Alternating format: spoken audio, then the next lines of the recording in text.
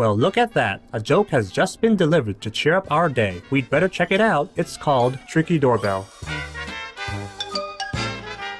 The doorbell at Ruth's house wasn't working, so she called Mr. Ernest to fix it. Mr. Ernest told her that he would arrive soon. Ruth waited and waited, but no one came. So she called Mr. Ernest again.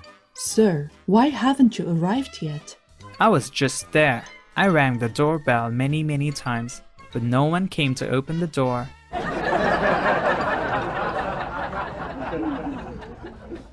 Our programs offer many languages. Please visit suprememastertv.com/schedule and suprememastertv.com/NWN.